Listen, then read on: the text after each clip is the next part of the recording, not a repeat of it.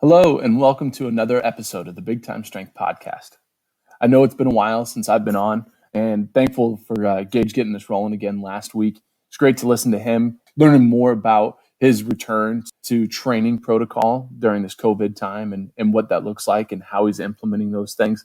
This week, I have a pre-recorded show with Coach Jake Lewis from Dallas Center Grimes. And in this show, you're going to learn a lot about the ins and outs of how Coach has built the program at Dallas Center Grimes, and he's doing a great job there. I'm super excited for him because now he's taking the program from kind of doing it before school, after school type situation to figuring out how to get it in the school day and having the backing from the administration and head coaches at his school to get that done. So exciting time for him. I'm excited for you guys to actually listen to it and see what he's got going on. And if you check out the YouTube video, that would be a great resource for you too, if there's any of the graphics or slides that he shows that you really want to see. So thank you, Coach Lewis, coming on. Before we get to that, I'd like to thank our sponsors. First, TEAMBUILDR. Thank you, TEAMBUILDR, for sponsoring today's episode and everything from the very beginning. TEAMBUILDR is a leading software for high schools and colleges by providing coaches the ability to write programs online, generate over 13 reports, and even train athletes remotely for side income. Right now, if you sign up with code BIGTIME, you'll receive a free APRE programming template, which works automatically within TEAMBUILDR. So no more spreadsheets and workout cards to track training maxes that change day by day. You can automate your programming without outsourcing your programming with TEAMBUILDR. So thanks again to TEAMBUILDR. Thank you for Hewitt and the rest of his team there, and appreciative of them to be a sponsor from the very beginning for us. And our second sponsor, second in our list, but one of them that I hold near and dear to my heart because I believe that Powerlift is one of the best equipment manufacturers in the United States, actually worldwide, and have a great relationship with multiple of their representatives and team members, and I think they just really run a stand-up company, and really hope that you guys check out what they've got going on in Jefferson, Iowa. Powerlift is the leading manufacturer and distributor of heavy-duty strength training equipment for collegiate and high school athletic performance centers around the world. Powerlift brings over 20 years of experience to strength and conditioning. All products are manufactured in their state-of-the-art manufacturing facility in Jefferson, Iowa. Powerlift is proud to support all the coaches that are making it big time where they are at. And if you guys check out our show notes, you can find the link for the Big Time APRE programming template from TEAMBUILDR, and also the contact information for Powerlift to get a hold of one of their representatives. Without further ado, let's get to the show. Coach Jake Lewis is a young coach that is absolutely on the road to greatness. He's had a couple years at Winterset, did a great job there. He's taken over the reins at Dallas Center Grimes. This is his first year there. He'll be moving into a new situation this next year at Dallas Center Grimes. It is one of the fastest growing communities, school districts in Iowa. So with that, there's the opportunity to add some educators, and he gets to move his lifting classes, well, basically his lifting into classes. So he was before and after school, and now he gets to go within the school day. So it's exciting to hear him talk about that and the transition that he's making. And it's great to have another person within Iowa that is just crushing it because of their passion to serve their student athletes and to do the best that they can within the state. So Coach Lewis, I'm glad to have you on. Thank you for going through your presentation. Yeah, absolutely. Thank you for having me on. I'll say first and foremost, I appreciate you having me on here, and it really means a lot. It's one of those kind of checklists, check the box a little bit kind of thing to be a part of it. I know I've listened to the Big Time Strength podcast, tons and tons of episodes. Absolutely love what you guys are doing and what you're doing for coaches. I think that's the biggest thing is the educational piece for coaches, because heck, I've learned a lot from them. Just like you said, in my short time coaching already. So they've really helped me a lot as we go here. So that's awesome. So yeah. So my presentation today, laying the foundation. So more of a bottom up approach to a strong program. Like you said, I've been at multiple places already. This is my third year actually teaching. Right now, I spent my first 2 years at Winterset, and then this is my first year at Dallas Center Grimes. So I think I have a kind of unique perspective in my first 3 years, just being at different places. And not that necessarily that the programs didn't have it rolling already before that, but just having the chance to kind of come in and align it to what we were looking to do and what's maybe in the best interest of our kids. It's been awesome. It's been a really unique experience for me, being able to come in and kind of work through 2 different programs, 2 different communities. It's been great. Happy to say I found my home and I'm back home, as I'll talk about a little bit here in a bit. So kind of what I want to talk about mostly with this presentation, there's a lot of presentations and talks right now that go on about programming. So more like kind of the nuts and bolts of what we're doing. I didn't want to talk as much about, because I think there's a lot of it out there. I don't want to talk as much about maybe what we do, but more kind of the why behind we do it. I think there's been the quote that I've heard, I think I've heard you use before in the past. It's people don't care what you know until they know how much you care. And that's the number one thing, is reaching our kids as kids first, as students first, as human beings first, and then appealing to the athlete second. Because I think if we run into and just they think we're trying to coach the athlete right away, there's gonna be a little bit of disconnect there. So you really have to reach the person first. So that's kind of what I want to talk about here with this presentation. So if I can get my computer to work here. So I always want to start off with my story, kind of what I have, where I'm coming from. I graduated from Dallas Center Grimes, so happy to be back in the place where it all started. Grew up there my whole life, loved the community. I grew up playing, just like a lot of other coaches, I'm sure, super involved in sports, 4 sports for 4 years. Absolutely loved my time there. Love my school. That's why I'm back. So that was great. Had a lot of really good people that influenced me. One in particular, I don't know if you've had him on here yet, but I know he will be, Scott Heitland, our football coach. He's awesome. I had him as a player, so it's kind of interesting to be back and now be in a kind of supportive role with him as well. So really cool that way. So Dallas and Grimes, Iowa. From there, I went on to get a bachelor's degree at Buena Vista University up in Storm Lake, Iowa. I played baseball during my 4 years there. So after from there, I got my first teaching job down in Winterset, Iowa. Got taught there for 2 years. Coached, I think, just about every sport you could. Some middle school basketball, some high school baseball, and doing some assistant football. Helped out with track. Just everything on top of this. So you know how it goes, and I know a lot of other coaches on here know how it goes too. We wear many hats for sure. So it's awesome experience to be able to kind of see it from both sides, from the physical side of things and also the skill side. But like I said already, home's where the heart is. I'm really glad to be back. Awesome situation we have, really progressive district. I love all the people in the district. It's funny when I went back there, because about half the people I had taught me. So it's cool the people that have an impact on me, and how that kind of reflects on when I'm trying to reflect on our students right now. So big thing, be where your feet are. So a little bit more maybe about Dallas Center Grimes and about our situation and kind of how we're laid out. Our high school is technically 10 through 12. We have a separate 8-9 building right now. Like you mentioned, kind of at the beginning, we're one of the bigger 3A size schools in the state, growing really, really fast. For sure. We're located on the northwest side of the Des Moines Metro. We're about 650 students, 10 through 12, so in our high school. We're about 215 kids in the class. With that being said, right now I'm actually the only high school PE teacher that we have for those kind of 650 kids. So a little daunting at first, but happy to say we are hiring another PE teacher for next year, which is awesome. And then we'll be getting our strength and conditioning built into the school day too, which is just a huge advantage for us and for our kids, which would be awesome. We have a really high percentage of multi-sport athletes, and our students are super involved.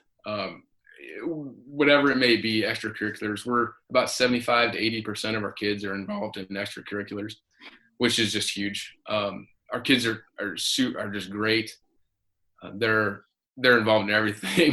I mean, you got kids running in after lifting, they're running out to grab something for show choir, and then they're running to something else later that night. It's fun to watch. I don't envy them sometimes in a lot of that stuff. I mean, busy enough, but our kids are rock stars, man. They do it all.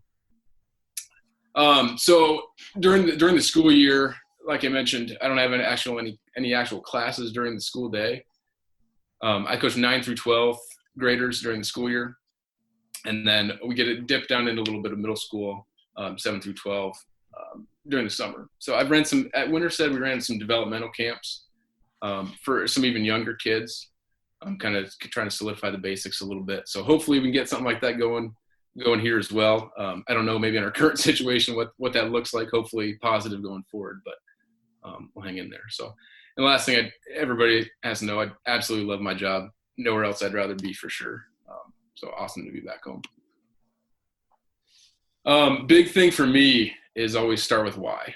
Like the quote I already said, it's such a big thing, because kids need to have the genuine understanding of where I'm coming from. I don't want to be that person that's just walking in the door saying, do this, why? Because, and I think more than any other time, our kids really, they want to know why. And once they understand that, they'll take it and they're going to run with it. Our mission statement for DCG Athletic Performance: provide a safe and disciplined environment where student athletes can grow mentally, physically, and emotionally while pursuing their athletic potential. That's a big one for me, because I think a lot of people maybe on the outside looking in, people are going to see the athletic potential part. They're going to see the physical part. But as you know, as well as anybody, that's just the tip of the iceberg for what we're working with. For the 10% people see, the 90% is what they don't see. It's the relationships built in that room. It's the team camaraderie built in that room with the kids that are in there. And when I say team, I'm not talking just football team, basketball team, whatever.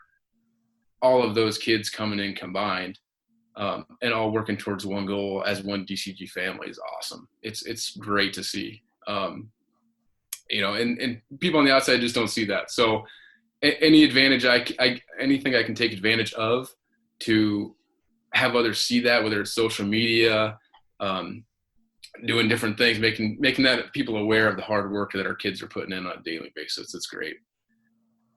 So that's our mission statement. The big why for me, I always like talking about why I got into strength conditioning, and it's kind of a non-traditional route. It's not necessarily cookie cutter. Well, I went to college at Buena Vista, and I actually started as a biology major. I was going in. Both my parents are teachers. My grandparents before them were teachers, so I was trying to run away from the family business a little bit, and eventually couldn't get away from it. Went in as biology. I was originally thinking like physical therapy, something along those lines. Realized really quickly I need to be on my feet. I need to be making an impact in people's lives. Not that those professions don't, for sure, but this is what I know, and I've seen my parents make impacts on people's lives, and I thought there's no better way for me to do it. So originally coming out, I was always interested in coaching. I was always interested in coaching. I always thought maybe I'd be more on the baseball field or football field or something like that. At Winterset, we kind of had a need for it. Somebody kind of come in there and really kind of align things, I guess. Try to build that school culture up where, hey, this is something we need to do, because everybody else is doing it too. Look what everybody else is doing. Okay, if we're going to be competitive, we need to continue to do this. And so I kind of fell into it, and man, the fire's been stoked ever since. I have such passion for what we do, and I always love learning, talking to anybody that I can about that. I love talking shop with anybody. So a big aspect and big part of this why strength and conditioning for me was the physical development versus kind of skill development. So playing all those sports growing up, and baseball specifically in college, I was a pitcher, and there's so many different outlets for skill development. There's so many different ways to develop skill. I see that a lot, and especially with pitching in high school, I kind of felt like I was getting pulled a lot of different ways, because you might have one coach telling you this, one coach telling you this, well, hey, work on this, which is great, and there's obviously those coaches all care enough to want to help me. But at the same time, I noticed something, hey, there's a lot of skill. I don't necessarily I'm not getting a lot of this physical development. And to me, it always kind of seemed backwards. Like, it seems kind of like cart before the horse a little bit. And so when I got to college, I had a great experience strength conditioning as an athlete, kind of seeing how we had some awesome coaches up at BV, and just seeing how they kind of ran the weight room. And it was something I always kind of sparked my interest in that a little bit as well that way. The big thing for me, and I guess I'll say right now, I put a few books in here. I'm a big reader with a lot of the books that maybe a lot of strength conditioning coaches have recommended, or some of those big ones you see. So some books that I really like, I put in here. If that helps other coaches pick out maybe something, hey, that's something I might be interested in, that's awesome, because I'd recommend all of these to anybody. But the big thing for me is moments and experiences. That's I think why strength conditioning motivates me so much, why I'm so passionate about it, is because there's so many moments and so many different experiences that I can help kids have through that outlet. It can be powerful. It can last forever. So this book right here, The Power of Moments, by Chip and Dan Heath, it's amazing. And it talks about the huge and the lifelong impact a specific short moment in time can have. I can say I was fortunate enough for my playing days. We won a state championship in baseball. And people always ask, what was your favorite thing about it? What was your favorite thing about it? Do you remember, this hit or that hit? Or like, I don't remember the game at all. What I remember about is taking the pictures after the game, being around my family, being around my friends, and all that stuff. It's one of those moments you just don't forget. It's not the actual competition itself, and maybe that's different for other people, but for me, that was my moment. That was my experience, and that's kind of shaped who I am that way. Scott Meyer up at Farmington in Minnesota had a great quote, and one he uses a lot. I see on social media and a lot of other stuff he puts out there. But your work habits determine your future, and I really like that, because if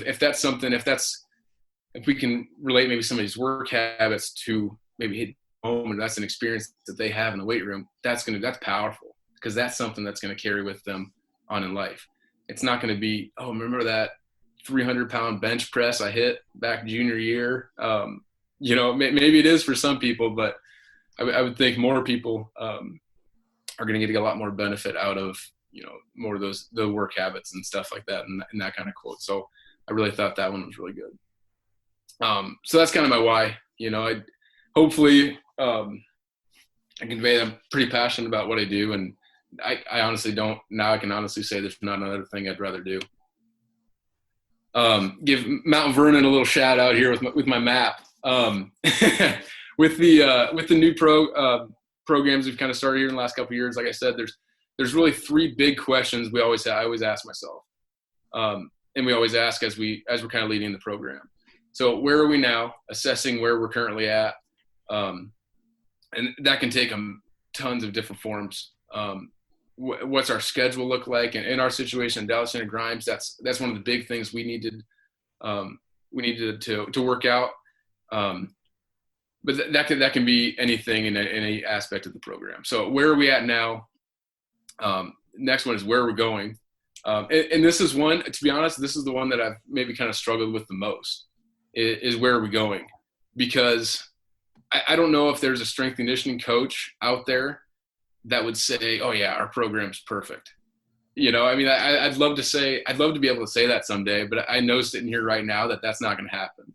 There's always going to be something. There's always going to be something that we can do to help kids more. There's always going to be something we can do to make that experience better for them.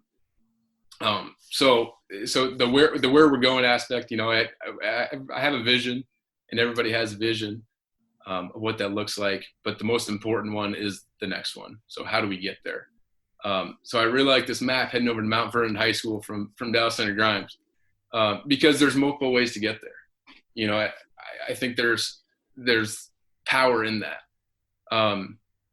But even though there's multiple ways to get there, one's probably more efficient than the other. One's going to take different turns, different roads than the other. So there's a lot of different things and different factors come into play. That's the fun stuff to me is the trip. You hear a lot of people talking about, trust the process and the process will get you there. I think that's great.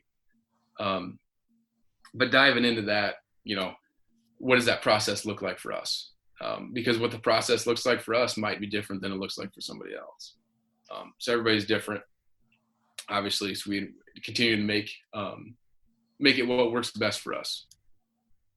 So those, like I said, those are 3 questions I always have to ask myself with any decision really we make regarding the program is, where are we now, where are we going, and how do we get there?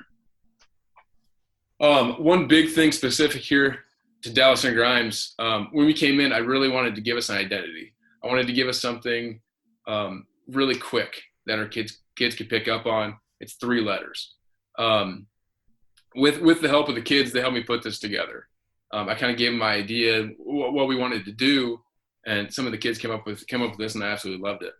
So a lot of the stuff we put out there, we say eat, or we say hashtag. We put the hashtag eat on there. People on the outside probably don't know what that means, but that's how we break down every single session. And I wish I could say that I kind of started that, but all the kids say it all the time, eat, so it's awesome that it's kind of taken on a role of its own here. The E, kind of what we talked about here, stands for effort. So committing to consistency. Consistency, I always say, is the number 1 performance enhancer. If we can be consistent with what we're doing, it's not what we do, it's how we do it. There are tons and tons of different programs, different systems out there. There's a lot of different ways people get it done. And that's what I love learning about, is all these different ways people are doing it, but it might not work for us. So the thing for me is telling these kids, hey, it's not necessarily what we're doing, but it's how we're doing it. It's the attitude and the effort that you're doing it with. So I think that's been a powerful one for us, as kids understanding that consistency standpoint. Attitude is the next one. Effort and attitude and together. All of these are things that you don't necessarily need to put any extra work in for. These are things that you can do on a daily basis, and that's one reason I like these. Attitude, have a positive impact on others. I think the best thing I tell kids in the weight room is to go make an impact on somebody's day. If you see somebody dump their books, somebody gets bumped into, dumps their books in the hallway, don't walk by. Make that person's day better, because you don't know what's going on behind the scenes. You don't know what's going on at home. You don't know. So all you can do is be a light in someone else's world. So go ahead and go make a positive impact on somebody else. Okay, because I guarantee you, it's never failed, right? If you're making a positive impact on somebody else, then you're happier. You're having a better day yourself because you're helping that person. So I think that's super powerful. And then a big thing we've been working on here is the get to versus have to mindset.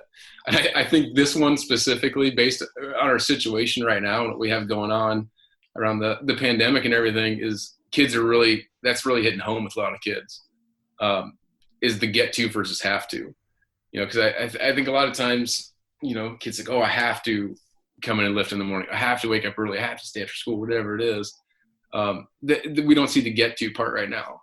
And now we're kind of kicking ourselves a little bit because we don't get to and we don't have to, So I think they're really seeing the benefit of that mindset, just kind of making that mindset shift to more of a growth mindset with that. Being grateful for what we have and the facilities we have and the people we have.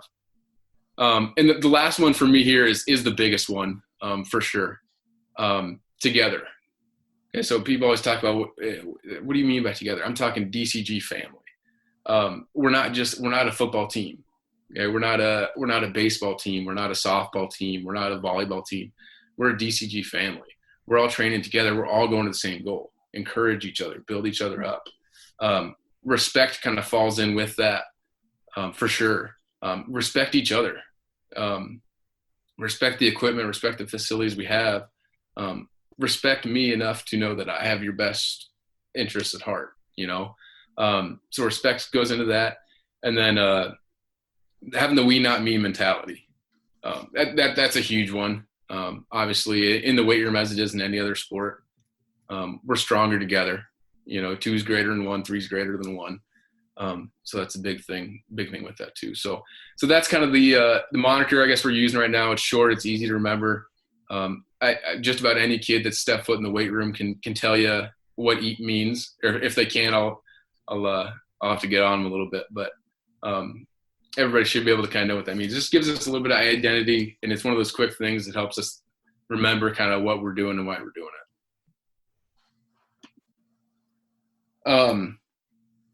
Water here. Next one is building blocks of a strong program. So one thing with this, I'll be the first one to tell you, I don't know. I don't have all the answers. I wish I did.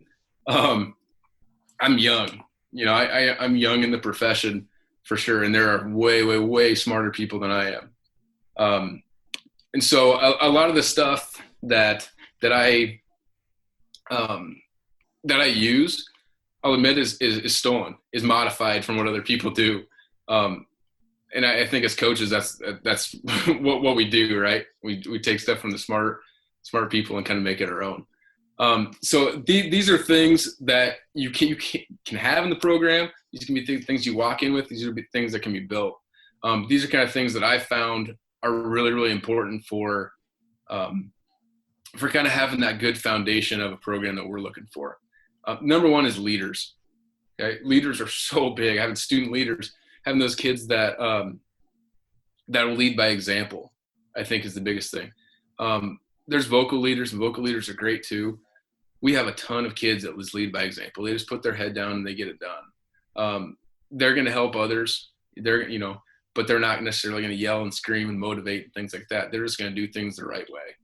And that's awesome. You know, I can think of, I don't have enough hands to count the kids we have right now that are leading that way, and it's great. Now, do we want more leaders? Do we want everybody to be a leader? Absolutely. So that's what we're kind of working towards. That the accountability piece, holding others accountable for doing the right thing, and holding them to a higher standard. I think that's the big thing. When the kids can start doing that, man, the program's just going to shoot through the roof, and everything we're trying to do is going to be amplified. Next one's a big one for me too, a safe learning and training environment. So in terms of safe, I guess number one, I'm talking that a kid maybe has never stepped foot in the weight room or a weight room in his life can come in there and he can feel welcomed. He can be okay with making a mistake. It's a scary place. I mean, it can be a scary place if you step in there for the first time as maybe a freshman. You've never been in there. You've never trained with us or anything like that. And maybe you're in the same session as a senior that can just throw around weight like crazy.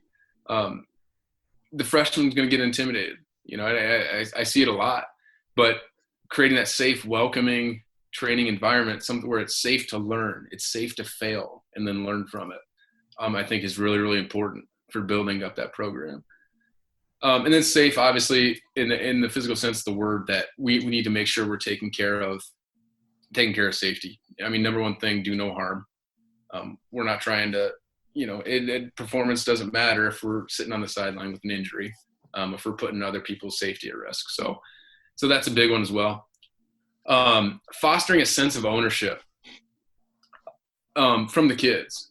Kids having ownership in the program, kids having ownership kind of in the facilities and what we're doing in the room. Giving them choice is huge. One thing with the sense of ownership.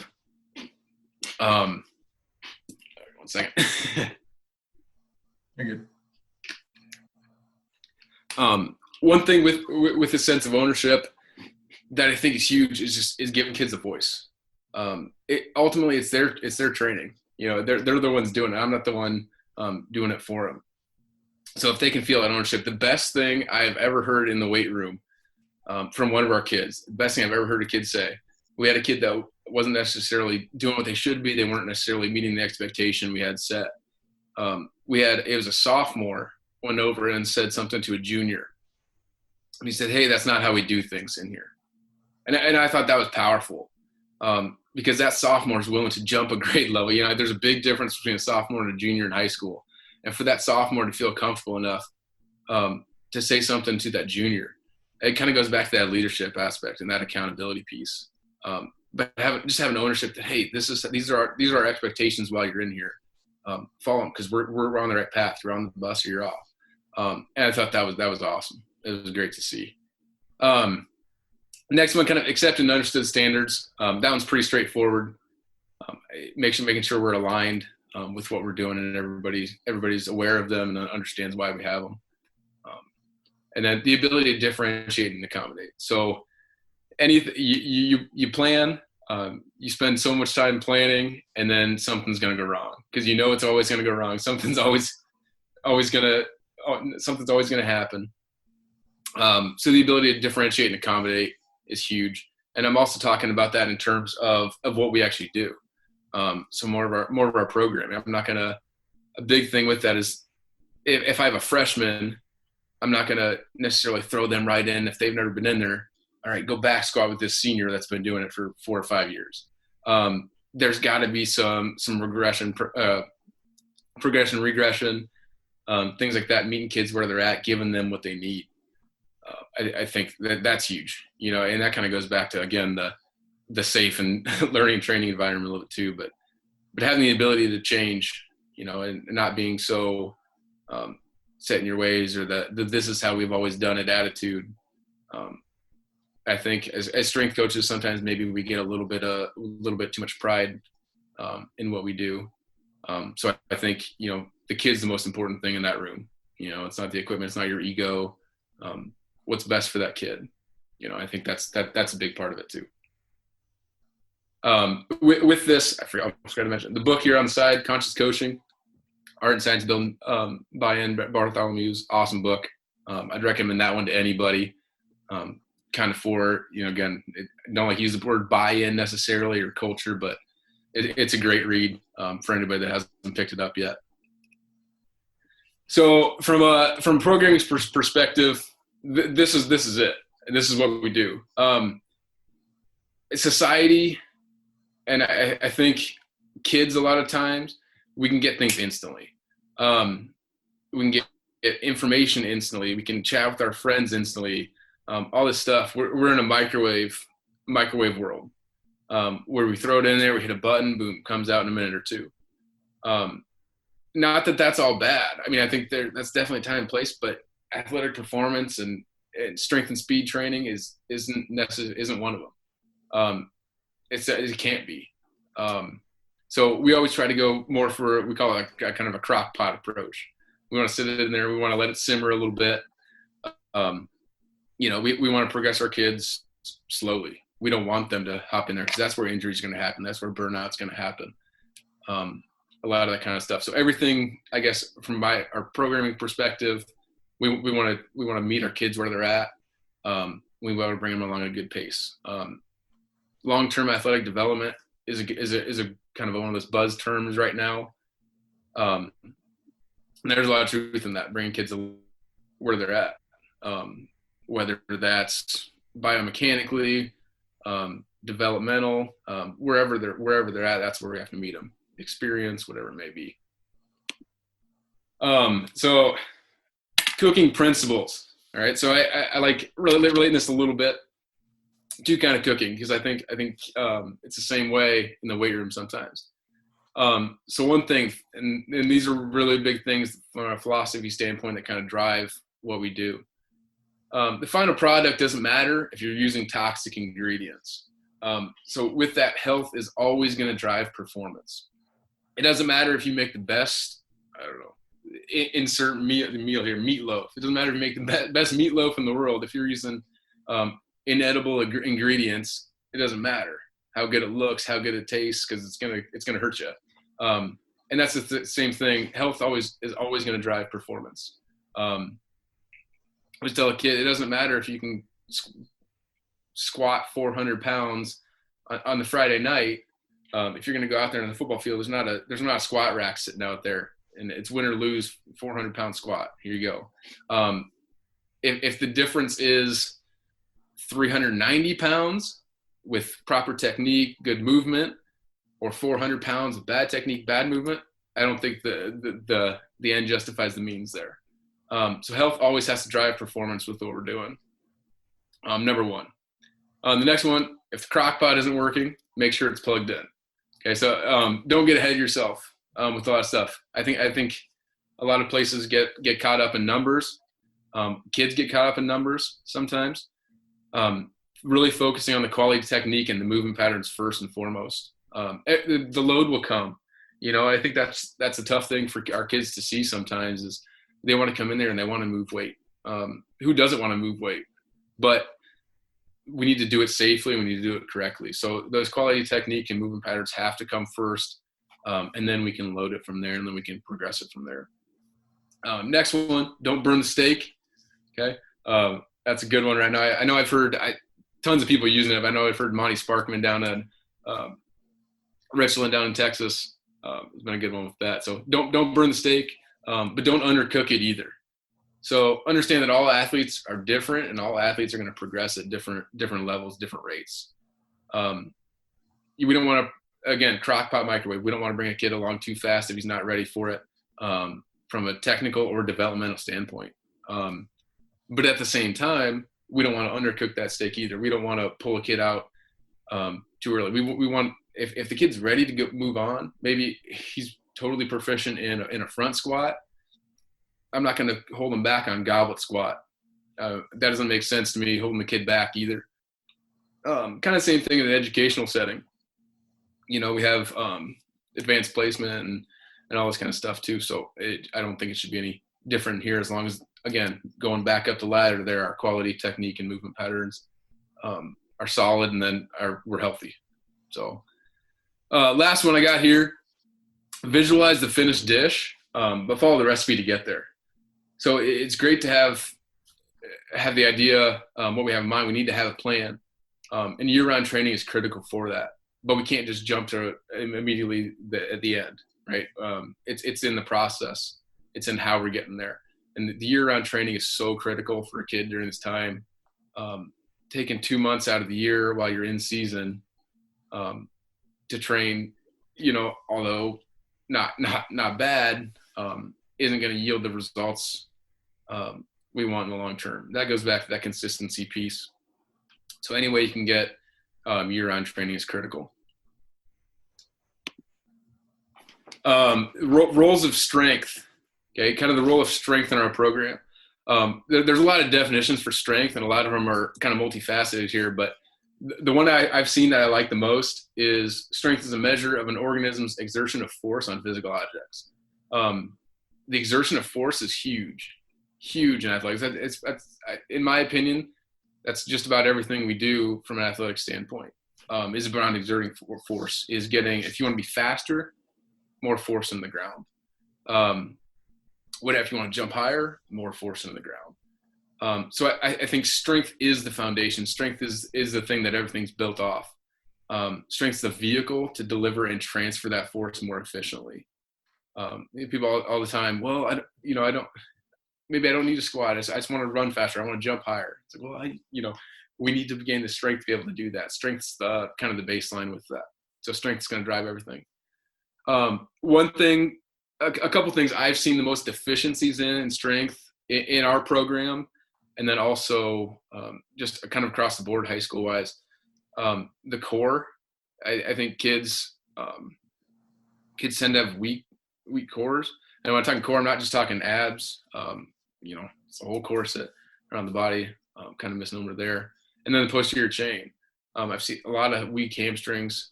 I've seen from some of our kids at times. Going back to the core is a big one for me.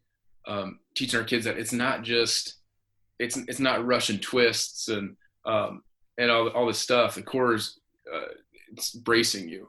The core is helping you transfer that energy. So we need that solid. We need stabilization. We need to be solid through our core. So in all of our lifts and all of our exercises, I think that's a big thing we've been emphasizing a lot more of. keeping the core tight, whether that's just cueing it to athletes as we're going, really emphasizing it at the beginning of our training sessions. But that's something we've continually been working on. This figure I have over here, Zach Dakin from TCU. Awesome book. I think I put that in there coming up here, but called Movement Over Maxes. Originally as a baseball guy, I picked it up. I think it's gonna be awesome. That book, I mean, although it is for baseball, is applicable to anything.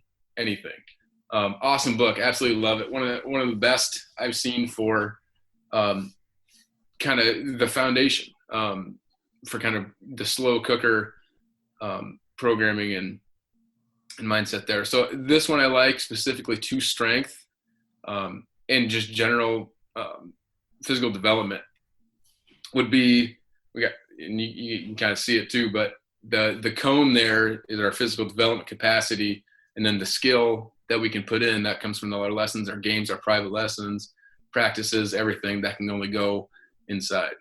So strength's kind of our vehicle for all that. If we can improve our strength, then we're going to improve our skill. If we can change direction faster, if we can exert more force into the ground, we can stop our momentum, whatever it may be. The more skill we're going to get out of it, the faster we're going to be able to react, the more the different things we're going to be able to do. So I really love that diagram for a lot of different reasons, and I think it has a lot of different functions within the strength conditioning athletic performance world. So talked a little bit about it already, but I didn't want to get too far in here before I talked about kind of what our program actually looks like. As Preston, you just kind of mentioned, no strength training classes during the day. Right now at Dallas Center Grimes, before and after school only.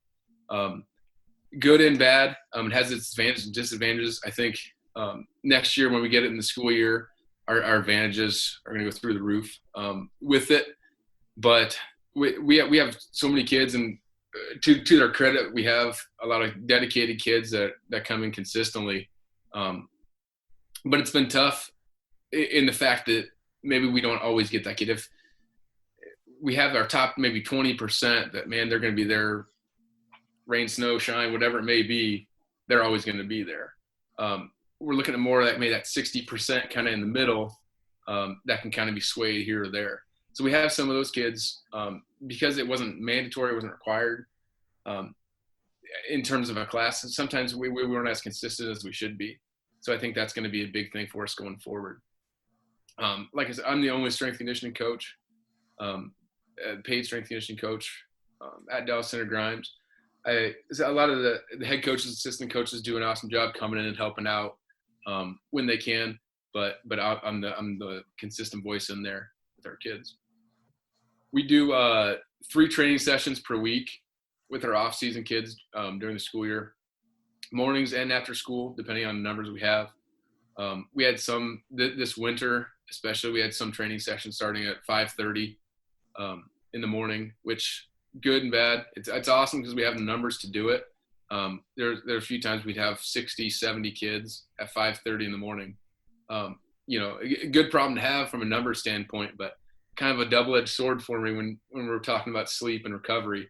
When I'm saying, hey, wake up at, hey, sleep and recover and get your 8 hours and everything, but at that same time come in at 5:30, and train. So that was a tough thing to do that early with those off-season athletes. Our in-season athletes, we train twice a week.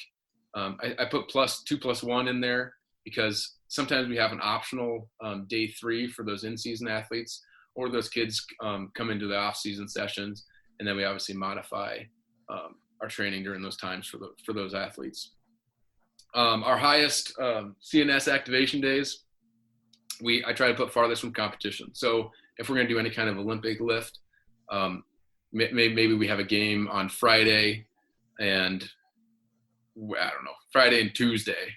And that week, Wednesday, we're probably going to come in because we have a 2-day buffer there. That's when we're going to do that Olympic lift or that high CNS activation movement there.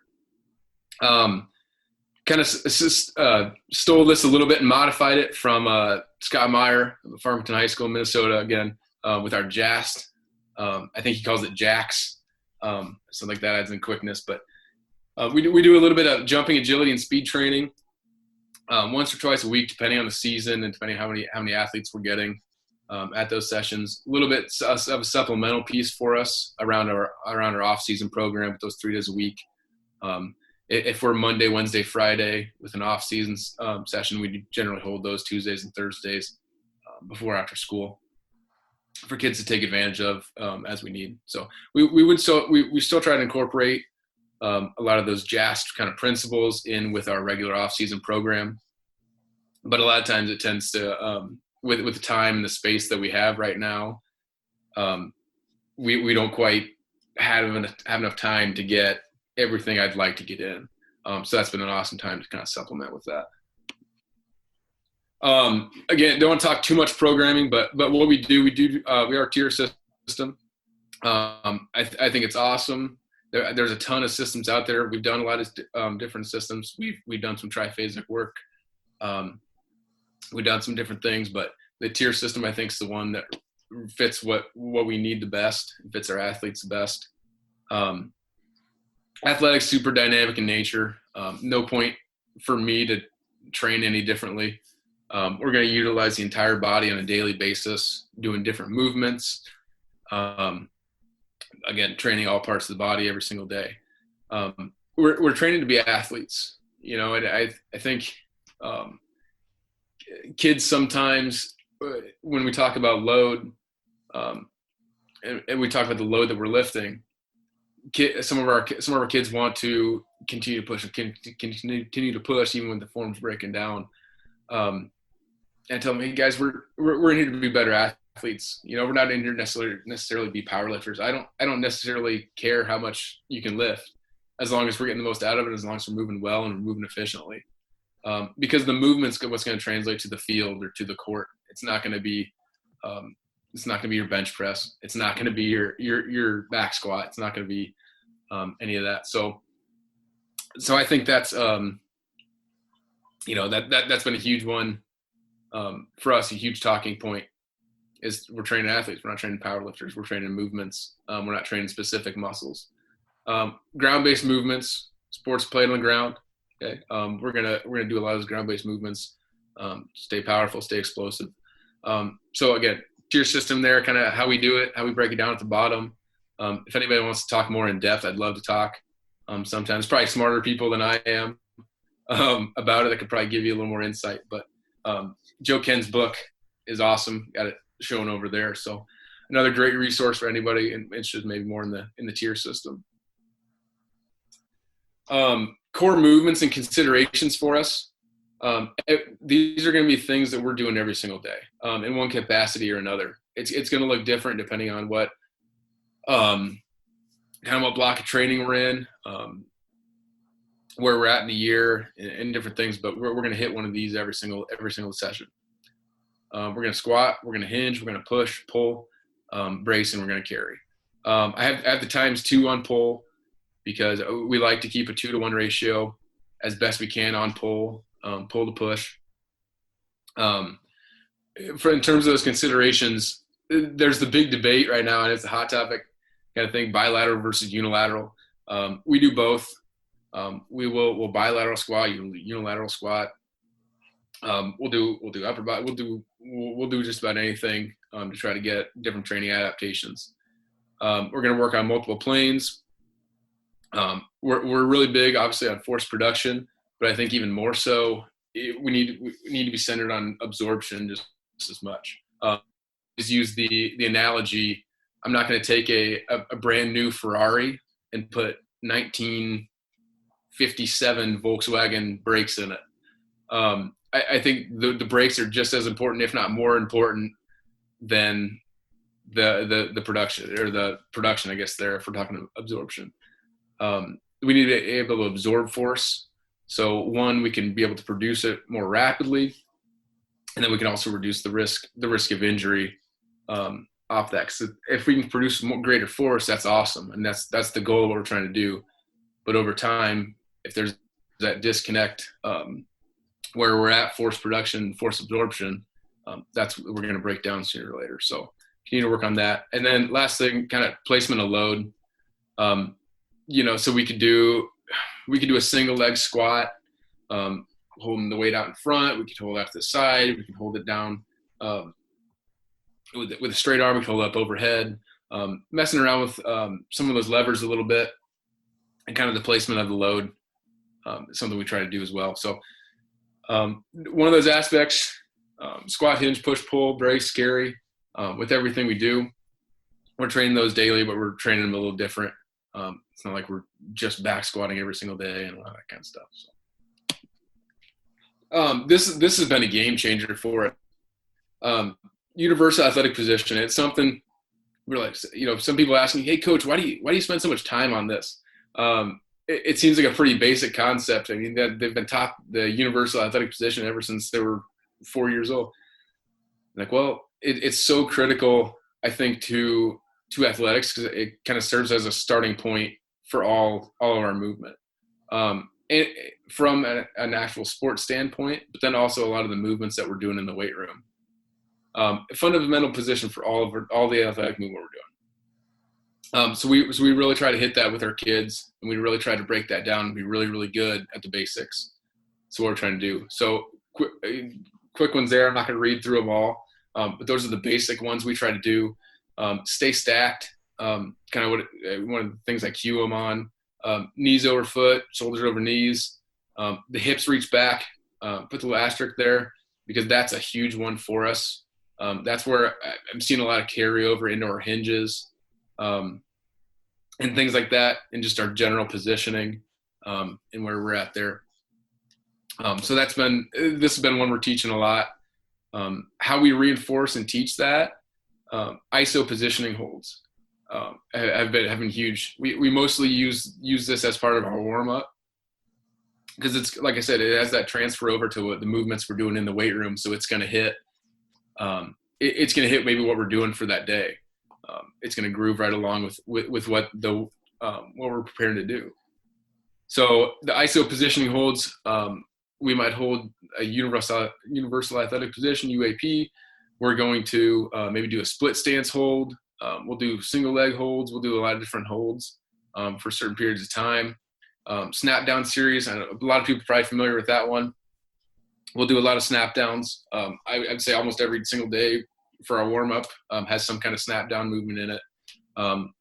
We'll progress that to jumps, horizontal, vertical. We'll do a lot of different stuff out of the kind of that snap down, but getting them comfortable, getting them stable in that kind of that UAP is really important for us. And one thing I've seen a lot of carryover to what we're doing in the weight room, maybe because of that, maybe not. But we're reinforcing kind of those base positions. Moving over maxes, like I mentioned earlier, Zach Dakin, awesome book. Developing the foundation, it's huge. He's got a huge. He goes into this in a lot more detail with all the things he does. His big 5 movements, and it's great. It's an awesome book. So I'd again recommend that one to anybody too. Progressions, regressions. Really important. As I kind of mentioned a little bit, here's an example of maybe our progressions and regressions for a bilateral squat. Now, are we, if a senior is walking into the room, are we necessarily going to have him body weight squat if he's never been in there? Well, maybe we might have him try it, but from that, we're going to progress them at different levels. So, like I said, give our athletes what they need when they need it. If we have a 7th grader in there, 7th grader's not going to touch a front squat or back squat for a while, because we need to make sure we're moving well. And I think this is something where the coach's eye is really, really important to this. It's great to have our progressions and regressions, but being present in the room, walking around, checking on our technique, checking on our form, having those conversations with kids is the biggest thing. This was a really tough one for me, to be honest with you, and it can be really difficult. And so I guess for other coaches, it probably might be along the same thing here. It can be difficult to implement, but you got to think about what's in the best interest of a kid. And like I said, if I have that senior coming in and that senior's never stepped foot in the weight room, and everybody else is back squatting, all their friends are back squatting, guess what they're going to want to do? Probably back squat, right? But they might not be ready for it. So I'm not going to let a kid back squat just because he really, really wants to, if he can't do it with good technique and he can't do it well. I might have, maybe I start him on a goblet squat and I say, hey, we'll progress. Maybe I'll progress you a little bit faster, but we got to be proficient with what we're doing first. So that's a tough one, because I've had kids get upset with me about it, and I understand it. When you're with your friends, you see your friends doing something, or it can be intimidating. It can be a little embarrassing, maybe. But at the same time, it's negligent almost for me to let a kid do a movement that he might not be ready for. So that justifies, like, I'm looking out for you. You might not see it. You might not think so. But I promise you, I have your best interest in mind. So that's a big one. Like I said, it can be difficult to implement these sometimes. And I think the better the program is, the more you keep getting those kids in there, the better it's going to be. And maybe the less of that you'll have. So that's been a big one, especially starting up. Kind of like I said, first year or two of a program, that's one that can be difficult. I've found.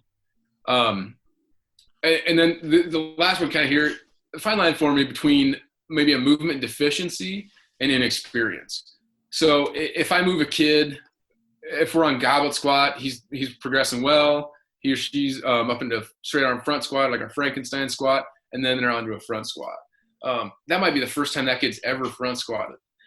I need to be able to understand the difference between, hey, this person physically cannot get into that position to be successful at this movement, or maybe they just haven't done enough. It might be a little bit inexperience in that regard. So again, that's using some instincts and using the coach's eye a little bit too. Obviously, if we're jumping on a front squat, we're not jumping into like 90% of a 1-rep max or anything like that. Our load's going to represent that experience level, but giving kids, there's a fine line, I think, between giving kids a chance to kind of orientate their bodies a little bit and get used to the movement. Because I wouldn't be good the first time I ever did something. I'm sure I'm not good at it either. So between that and then them not being able to, because of some underlying factor with that movement deficiency. So that's always a big one too. Just being aware of that it might not be that they can't move, it might just be that it's new to them. I'll hit on this one a little quicker, just because this is one area as a coach I need to go a little deeper on myself is speed training. Jeremy Evans down at the King's Academy, I know he's released. I need to get on it a little bit, but I know he's released like his speed system that he has going on down here. So I watched a few of his videos and really like what they do. One thing we do, a little bit of linear speed and lateral speed. So we don't necessarily differentiate which day we're doing this. We might do a linear speed, some linear speed work and lateral speed work on the same day. Maybe one day's linear, one day's lateral. It's kind of depends on where we're at. Linear speed, we're talking acceleration and absolute speed. We spend the majority of our time in acceleration. Absolute speed's great, but it's not as often in sports where we're getting up to absolute top speed. And so that's a factor, although it is important. We don't have the space or the time really to train that as much as maybe we do the acceleration piece. And I think the acceleration piece for the high school athlete, we're going to get a little more benefit out of that. So that's going to be more stuff like body positioning, what are our angles, all that kind of stuff with that acceleration. Lateral speed, talking more change of direction, multi-directional, crossover step, all that good stuff with our lateral speed. I'm going to jump down to the very bottom here. So reactive component. That's been huge for us. Just about everything we do has a reactive component to it. It's a competition. Preston, I've seen the stuff you post with like pool noodles and some of the stuff you guys do. We do a lot of cat and mouse chaser stuff. Just anything I can do to give them kind of maybe a different stimuli to have them be in some kind of different body position, different movement, make it more competition based, because we're getting a lot more out of our kids when it's the competition. If I just told the kid to go, hey, run in a straight line right there, I'm not necessarily going to I might get a good effort, I might get a great effort from some, but I'm not going to get that all out max effort like I would if, hey, I'm competing against somebody else. So I think adding that competitive component to anything you do, especially in speed training, is huge for that motivation piece. All the speed work and the speed training we do is 95% or greater on the effort. I say 95% or greater. I mean, I'd like to say 100% all the time, but kids are kids. Kids are going to stay up late. They're going to eat like crap. They're going to do different things. They're not always going to have their 100%. But if I can get their 100% for that day, maybe their 100% is 95%. To train speed, we need to run at full speed. It seems pretty self-intuitive, but to be fast, we got to train fast. We have to run fast. And an athlete can't do that if they're fatigued. So that's been a big learning point for me. As I've gone here, is that our athletes can't be fatigued. There's a fine line between conditioning and speed training. And I think sometimes coaches cross over that line into that conditioning, maybe when they don't mean to, but it's what happens. So to run at full speed, an athlete can't be fatigued. If I'm tired, I'm not gonna be able to get up to my full speed because I'm fatigued. I don't know. One of the things that makes sense to me now, but I'm like, dang, it makes too much sense. So giving our kids rest intervals, so giving them the walk back plus, 45 seconds a minute, depending on our distance. And what we're doing has been huge for us as well in terms of our speed development. What gets measured matters. Okay, so this is something I want to talk about that I think is kind of unique maybe to what we do. I actually stole this from somebody from the NHSSCA and kind of modified it to fit us, but I can't remember who, and so I apologize if I'm not giving somebody credit out there. But what gets measured matters. So our kids place importance on what we're measuring. And we measure, we'll test and stuff in the weight room, but I want to talk about more something that makes us unique here. And that would be our performance readiness assessment. So data doesn't drive our decision-making fully, but it does help. I'm going to use my coach's eye, and I'm going to, be looking for different things. That's going to primarily drive what we're doing. Obviously, data is good to back that up. And data does help a little bit in our decision-making, but doesn't drive it. And so what I was interested in is our athletes' ability and how they're prepared, their preparedness for competition. So what we were doing this with was our in-season sports. We started that. I just started this at Dallas and Grimes here at the beginning of the year. Our football team was a great example of it, and perfect because it's a big time strength and football clinic here. Our athletes complete it twice a week. So with football, we would go. We did training. I believe it was Monday and Thursday. Is when we'd be doing our training for the week, and then we'd bring back on Saturday after a Friday night game. But we'd have them complete this on a Monday and a Thursday, and I just kind of wanted to track throughout the season what we're looking like on a few different of our performance measures. So this is actually a Google form I'd send out to kids. It'd take them about 30 seconds. We're a one-to-one school. All our kids have Chromebooks, so that they have access to the technology and they have access to Google. So I'd shoot them out a Google form. They can use the same one throughout the year because they can submit another response on it. And then it'll track it based on when they turn it in. So I know it wasn't an old one or anything like that. And then I have that link to Google Sheets. So when they turn their form in or when they submit that Google form, it'll shoot it in and dump it into one of my Google Sheets for that team. This has been awesome for us. We right now use it based on a team. So the football team is going to be on a different sheet than the volleyball team, who's going to be on a different sheet than the basketball team. So we're all over the board with it. It's not like we're looking at it necessarily all together. We're looking at more in terms of team. When we use teams for accountability. So in football, for example, if we had like a sophomore and a junior and a senior, we'd put them on a team together. So those three guys were holding each other accountable. for getting their performance readiness assessment turned in. We'd have some, I don't want to call it a consequence, but we'd call it maybe some extra work for every 5 minutes or every 5 minutes or an hour or something that was late was 5 push-ups or something like that. So if a kid forgets it for a day, even one kid in that group of 3, the whole team's doing it. So it was really cool to hear kids kind of like, oh man, giving each other a little bit of crap when one of them wouldn't get it in. But no, it's really cool. So this is kind of an example of a few questions we have. So our key performance measures that we're looking for. Here's an example of 3 and kind of what they look like in our Google form here on the right. Sleep amount. I want to see how much kids sleep in a night. Ideally, we want 8 hours of sleep plus. Just kind of gives us a way to chart that. The sleep amount is our only actual quantitative measure here. All the other ones are based on more of their responses. So sleep amount, sleep quality, how well did you sleep? Deep, restless, were you tossing and turning, sound sleep? Nutrition, this is one I need to improve on a little bit in the future. It's a pretty basic one right now. Are you making good choices? Are you making bad choices? Hydration, how hydrated are you? Soreness, self-explanatory. Stress and mood are 2 that have been really, really good for us.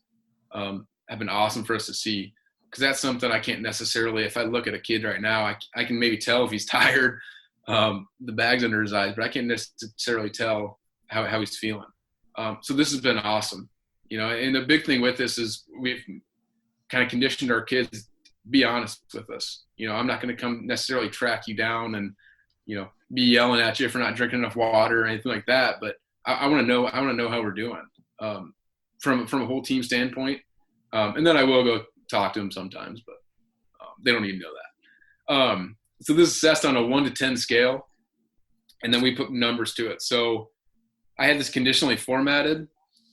So this would be where it shoots it into our Google form, or Google Sheet. And I can show anybody how to set this up. Super simple once you get it all set up. Conditionally formatted out. For our performance measures that I had there on the last slide, 1 to 3 would color it red, a 4 to 6 would be yellow, and a 7 to 10 would be green. Kind of arbitrary numbers, really. I just kind of found that these are the ones that have worked as we go through it over time. And then our total numbers there at the bottom. So out of our 7 performance measures, if I total them all up, the max a kid could have is 70, sorry. And so we kind of put them in that red, yellow, or green category based on that. So example here, if we had, can you see my cursor on here, Russ? Yes. Okay. Yep. So if I had this kid here and he was at a 38, which would put him in our red zone for our total, I know that's a kid I'm probably going to have to talk to, or maybe Coach Heitland, football coach, is going to have to talk to. Sorry, let me move you gotta see my performance measures here. So this one would be like mood. So if this kid's at a 3 for mood, I'm like, okay, what's going on here? 5 for stress, soreness, kid's really sore, what's going on? And then I look over here, okay, our sleep's not necessarily getting taken care of. It's really cool that way from an individual standpoint, but it's also awesome, as I'll show you here on this next slide, is because I'll average those out for the day. So if there's a number that's really low for us, like for example here on Thursday, maybe our soreness, that's fairly early season yet, still in September. So, hey, we're sore. So maybe that's me talking over some strategies for recovery or some different things kids can do. It kind of helps me guide what I'm talking about, being kind of a reflective practitioner a little bit. So I can kind of give some strategies of how we need to get there. So every single sport, like I said, I'd lay these out differently. The really cool thing with this is when you put it into a graph, I can chart this out based on what we're looking like for that period of time. So this one specifically, we're looking at our soreness. Okay, for this one, this was football. Cool thing to see. I mean, we're going up, which is good. That's what we're trying to do. Obviously, throughout the season, we're trying to peak at the end of the season. We were fortunate enough to make quarterfinals last year. We had a good year. And so it's good to see that we're trending in the right direction with this. But it's interesting to see me here, like, so we're lower on a Monday. Makes sense, with soreness coming off Friday night. Where Thursday, are we going back up? And yes, it's just showing me we are. So we are recovering. We are recovering all right. And then next Monday, we're back down, and then continuing to kind of climb up that trend. So really cool. Like I said, gives us some good data to look at based on what we're doing. And then it's also awesome for the actual sport coaches, because they're like, hey, maybe, what can I do looking at a practice? We run the guys too hard. We're not doing enough. What can we do maybe to meet some of these needs, and adjust from there? So it's been some good data for me to reflect on what we're doing and how we're doing it, and then making any necessary changes that way. This is about the last thing I have here. And I think this is something that can be really powerful there's a lot of coaches that are in maybe your situation and my situation as well, where we're the only ones in there. I'd love to have assistant coaches and all this stuff. The reality of it at the high school setting is most places probably might not be super applicable to what we're doing. So you might be the only coach in there. Utilizing other coaches in training. So if it's football season and the head football coach, assistant football coach, whatever's in there, big thing. And I had to kind of teach myself this. Coaches at Dallas Intergrams are great, but don't allow yourself to be a babysitter. So don't take the kids and watch the coach sit over in the corner on his phone, or, hey, I'm going to run out and go to this meeting or something like that. It's their program. I mean, it's a school's program, it's our program, but it's also their program. These are their kids right now in their season. So don't let them drop them off to the babysitter and then they go, take a break over on the side. I think it's powerful if we can have the other coaches and use them and utilize them in training. We can have them be a part of that room and a part of that culture. I found that most often coaches want to help. Like I said, it's their program, they're coaches, it's what they want to do. But they most often don't know how. The weight room might be foreign to them. They might, hey, I was an athlete in high school, but I don't necessarily know what we're doing and all this stuff. So it's a little bit out of their comfort zone. It'd be the same way for me, I guess, if I walked out into a volleyball practice. I'm gonna have no idea what I'm doing either. So I totally understand it. But maybe it's given our coaches a little bit of resources to do that. So one thing we've done, we did a coaches clinic. So I brought in a lot of our coaches, and we spent an hour just kind of going through, hey, this is what our program looks like. This is where I could use your help. These are some of the basics we're looking for. So I think that's an awesome way. This one right here, Monty Sparkman again, down in Texas. I stole this off of him. He has coaching sheets for coaches that come into the weight room. So these are two that we use. We use one with green flags. I call them and red flags. So green flags is what we want to see. Those are good things. It kind of breaks down a movement with some different cues top to bottom. So different things they can look for that are positives or that are good, or what kids should be doing. And then I also have one that might be a little more beneficial for them, would be more like the red flags. So things that I see that we don't want. I don't know if I can see any examples on there, but maybe just those little things that they see. They might not be able to correct it, but they can either mention it maybe to the kid, hey, you're doing this, and the kid can, maybe it's an easy fix, or they can mention it to me, and then I have some basis of what the kid's doing without actually having to watch them to their next set and watch their next rep while I have 50 other kids around me still continuing to work. So utilizing the coaches while they're in there. I mean, I think not being satisfied with just having the kids in there, use the coaches while they're there, I think is really powerful. And the last part of this is from a relationship standpoint, a team standpoint, a program standpoint, that's going to do nothing but build you up. From a program standpoint, if a head coach of the football team is in there holding his football players accountable, those kids see how much more important and the standards that's being set. It's like, man, our head coach is in here. He's coaching us in here. He's working with us in here too. This must be important. And so I think they see that. So it just places that emphasis from that whole program perspective. And I think it's great. Like I said, we have great coaches at DCG. To be honest, this is probably something we could do a little better on.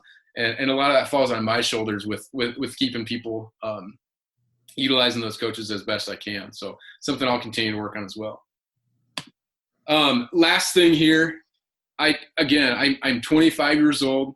I'm really young, especially in the profession. I'm not, I'm not the smartest person in the room. I never will be. But I love learning. I have a passion for what I do, and I absolutely love learning about it and getting better at what I do. I don't think I'm ever satisfied with being where I'm at. So continuing to learn things I need to continue to work on going forward here.